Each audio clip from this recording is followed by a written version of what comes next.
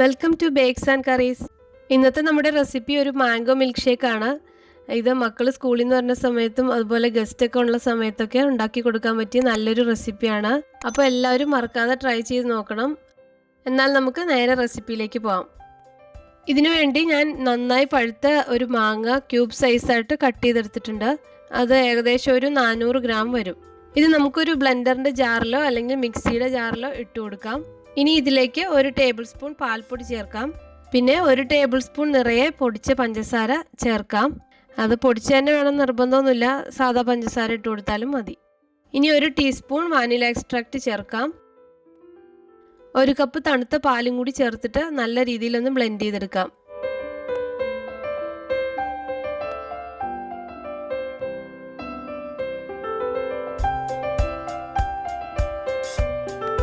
ഇപ്പോൾ ഇതെല്ലാം കൂടി നല്ല രീതിയിലൂടെ ബ്ലെൻഡായിട്ട് വന്നിട്ടുണ്ട്.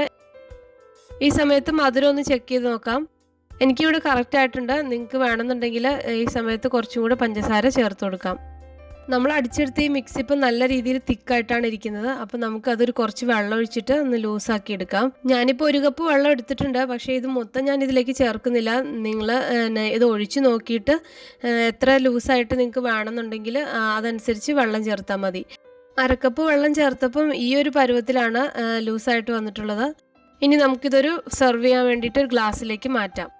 നല്ല ഈസി ആയിട്ട് ഉണ്ടാക്കാൻ പറ്റിയ മിൽക്ക് ഷേക്ക് അല്ലേ ഇത്. അതുപോലെ നല്ല ടേസ്റ്റുമാണ് കേട്ടോ. പിന്നെ നമ്മൾ മിൽക്ക് ഷേക്ക് ഒക്കെ ഉണ്ടാക്കാൻ വേണ്ടിയിട്ട് മാങ്ങയൊക്കെ സെലക്ട് ചെയ്യുന്ന സമയത്ത് നല്ല മധുരമുള്ള ടൈപ്പ് മാങ്ങ വേണം എടുക്കാൻ. അങ്ങനെയാണെങ്കിൽ നമുക്ക് പഞ്ചസാരയുടെ അളവ് വളരെ കുറച്ച് ചേർത്താൽ മതി. അപ്പോൾ എല്ലാവരും മറക്കാതെ ട്രൈ ചെയ്ത് നോക്കണം.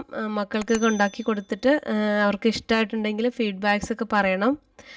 അപ്പോൾ നമുക്ക് അടുത്ത ദിവസം നല്ലൊരു റെസിപ്പിയായിട്ട് വീണ്ടും കാണാം. Thank you.